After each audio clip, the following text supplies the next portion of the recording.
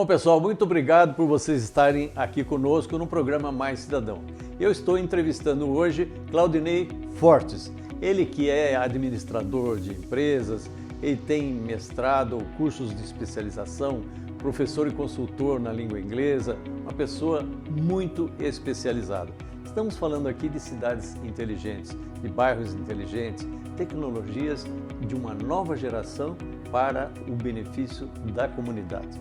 Eu queria saber de você o seguinte, estamos em pandemia, para falar nisso, nós estamos a um distanciamento, estamos sem máscara exatamente por isso, na hora que termina a entrevista a gente já põe a máscara, estávamos de máscara antes, está aqui tudo aberto, enfim. Eu queria saber de você o seguinte, pós-pandemia, o que nós devemos fazer? Qual é a nova organização da cidade de Campinas, das pessoas, numa situação de ir saindo da pandemia e tentando recuperar essa economia, o estrago que esse vírus fez na economia, na vida das pessoas, no pleno emprego e tudo mais.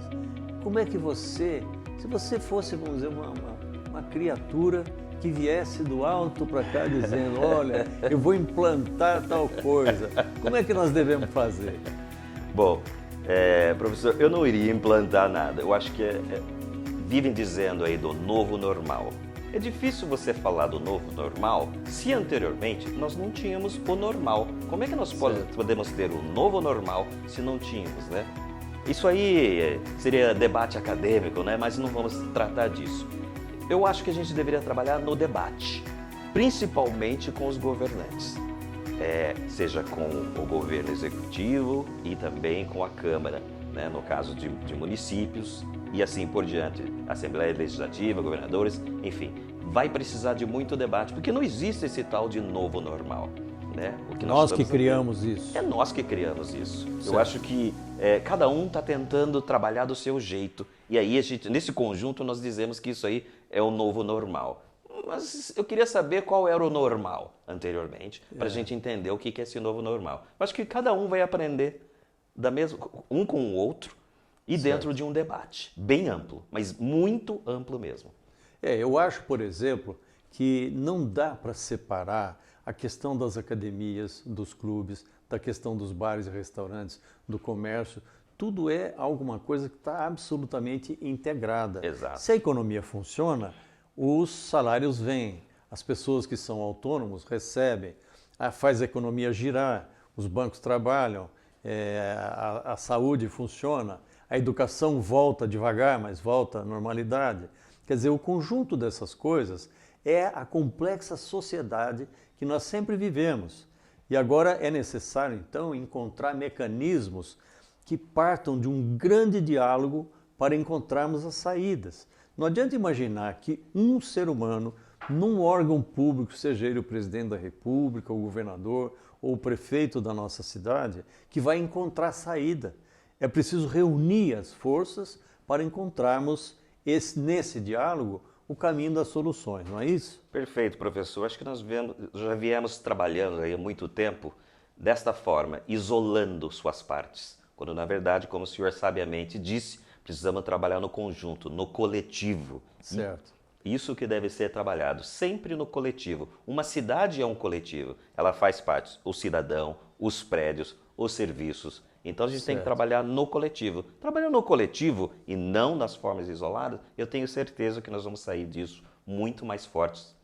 Tá certo. Eu tenho para mim que uma cidade é inteligente quando ela consegue superar os problemas das desigualdades dentro dela, seja usando tecnologia ou não. Por exemplo, se uma pessoa tem condições de abrir um novo negócio, ela tem que ter a liberdade de abrir esse novo negócio, sem burocracia e tal, incentivando a que ela faça isso, porque ela vai gerar trabalho e renda para quem não tem.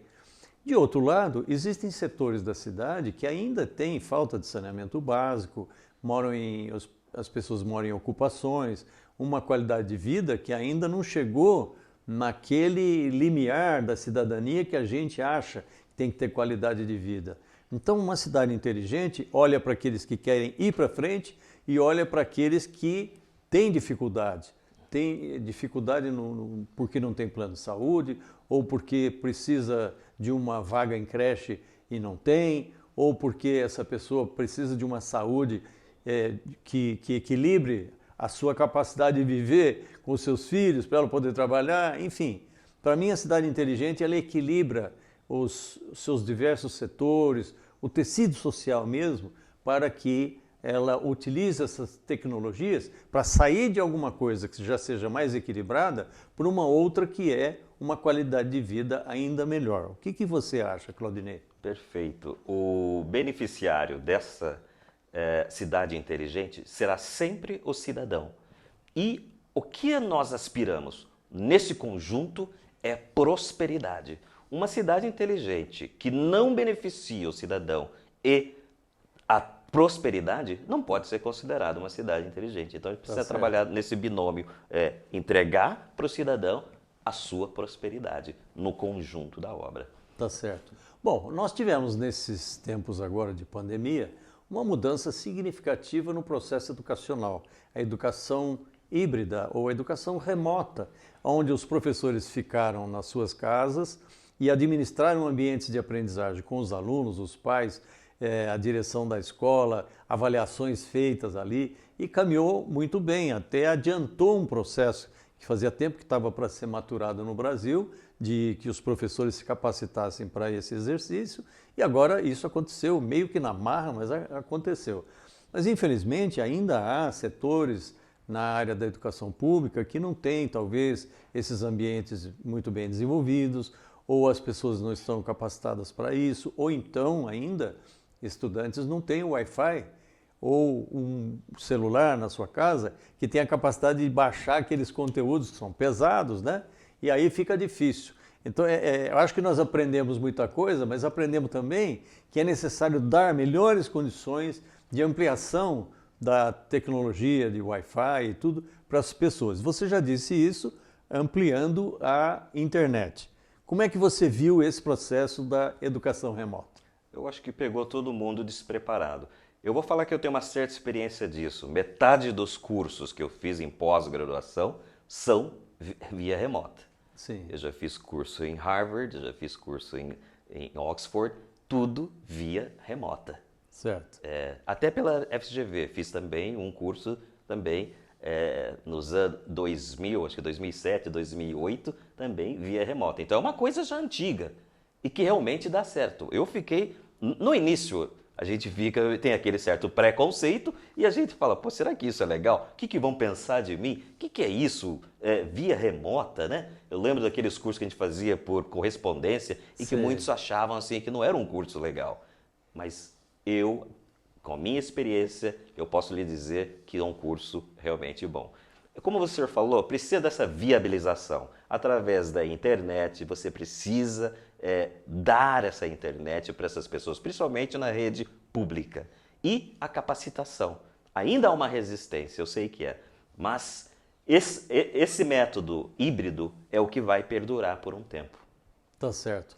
Bom, aqui do lado da Unicamp tem uma fazenda chamada Argentina, que é um polo de tecnologia que está sendo viabilizado para gerar ali atividades inteligentes, seja de formação de startups, seja de incentivo a pesquisas integradas entre o município e as universidades, com benefícios sociais.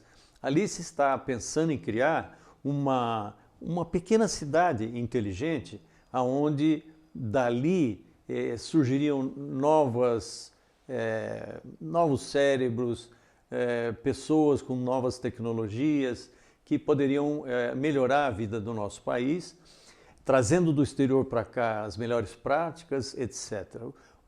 Você acha que o município deve se integrar nisso de uma forma absolutamente comprometida? Como é que é a sua visão? O município, eu acho que é primordial para o município estar participando desse evento, desse empreendimento. E para que isso realmente traga resultados práticos para o cidadão, precisa haver o acesso. Acesso é o mais importante para o cidadão.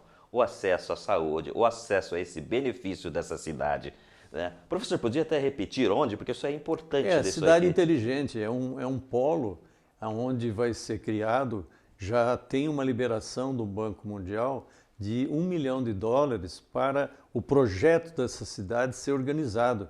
E ele já está sendo, com a participação da Unicamp, da PUC, de outras universidades, o pessoal da área tecnológica, a Prefeitura de Campinas, né? Todos esses mecanismos estão integrados lá, existe um conselho, se discute isso, e agora a tendência é que esse projeto fique pronto e, a partir do ano que vem, comecem então novas tratativas para transformar isso numa realidade. Não apenas o espaço físico com prédios sendo construídos ali e tudo, mas construindo também essa inteligência integrada entre os diversos mecanismos para trazer para a cidade, para o país, benefícios dessa estruturação. Eu gosto disso, professor, mas eu sempre falo, se você não tiver o acesso a tal tecnologia, se você não tiver o acesso a esse tipo de iniciativa, fica difícil você classificar como cidade inteligente. Eu acho bacana, é uma iniciativa maravilhosa e fico feliz por estar aqui nessa região, mas no momento que você tiver o acesso, aí sim você tem como corroborar e comprovar o que isso é uma cidade inteligente através desse entendimento. Tá certo. Bom, a gente ouve muito falar de câmeras por todos os lugares para beneficiar a segurança. Às vezes falta integração entre os sistemas para que um carro que seja roubado seja detectado um pouco mais à frente numa câmera, etc., né? Os assaltos não param, as dificuldades acontecem, muitas vezes até assassinatos são cometidos e tal. Quando tem câmeras, existe um processo, uma forma de chegar aos culpados e tudo mais. Você acha que esse sistema deve ser implementado com muita eficácia nas cidades, sobretudo Campinas, para que a gente tenha uma implementação, uma melhoria da segurança na cidade? Perfeitamente. Eu acho que deveria ser implementado sim. É que é difícil a gente fazer isso numa cidade grande. Por isso, utilizar toda essa tecnologia, principalmente da informação e disseminação de dados entre os vários órgãos, para que isso consiga diminuir o tamanho da cidade no monitoramento, né? Temos aí do lado o exemplo de Vinhedo, que é uma cidade menor e consegue fazer isso. Tá certo. Bom, o Claudinei, você é especialista, fez o seu mestrado em Direitos Humanos. Nós acompanhamos recentemente nos Estados Unidos aquele problema gravíssimo que foi o policial militar asfixiando o George Floyd. Os Estados Unidos entrou em convulsão, o mundo inteiro foi solidário com a família e com a situação dos negros americanos, etc. Bom, eu queria saber o seguinte, no mundo inteiro existem esses eventos, depois existe um esfriamento, parece que se esquece disso, e continua estruturalmente nas sociedades um mecanismo de não deixar que determinadas categorias sociais ou de raça, etc., cheguem aos principais postos e que haja uma melhor justiça social. Aqui no Brasil também nós temos que nos preocupar com isso. Nós que somos educadores, não podemos ficar só fixados num evento específico. Nós temos que pensar em geral, como preparar a cabeça das pessoas para a eliminação disso que pode ser um racismo que se chama de estrutural, mas que, vamos dizer assim, aqui no Brasil tem nuances de todos os tipos, né? Como é que você vê isso na educação? Perfeitamente. Eu acho que o movimento é válido, principalmente nesse episódio do George Floyd. O que aconteceu ali é algo pontual e que realmente é importante para a gente levantar essa bandeira. Mas, como o senhor realmente salientou, é na educação, é através da educação, ensinando a criança a trabalhar isso, é que você vai conseguir eliminar esse racismo estrutural. Pontualmente, realmente, você vai encontrar algumas situações que vão ajudar, mas, na verdade, você precisa trabalhar na educação e na educação de base. Porque nos Estados Unidos existem muitas cidades em Minneapolis foi onde aconteceu, uma cidade grande, mas existem cidades menores, a grande maioria dos Estados Unidos são cidades menores, aonde, vamos dizer, as pessoas se conhecem e aonde se, vamos dizer, perpetua uma situação de racismo com as pessoas. Não são só os negros, os hispânicos, os orientais, alguém que seja diferente na cidade daquela raça americana, vamos dizer assim.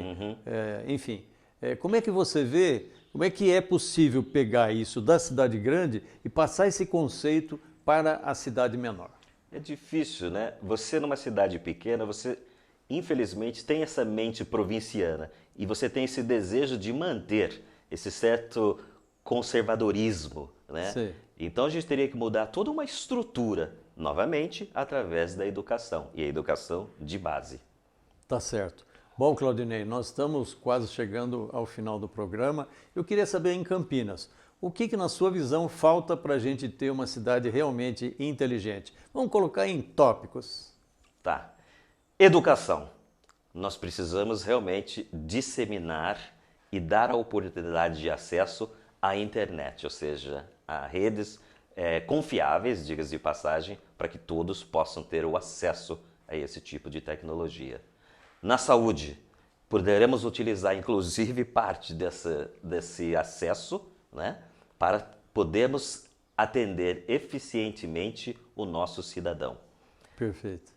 Na área urbana, precisamos urgentemente um planejamento de revitalização do nosso centro e de toda sua área, vamos dizer assim, no entorno, né? Eu queria chegar até os bairros, mas isso eu sei que às vezes é utópico, mas vamos chegar lá, se Deus quiser, eu espero. Tá bem. Né? E em termos de sustentabilidade, eu acho que nós temos aí espaço para trabalhar muito, principalmente no plantio de novas árvores e criar um espaço verde e bem grande dentro da nossa cidade.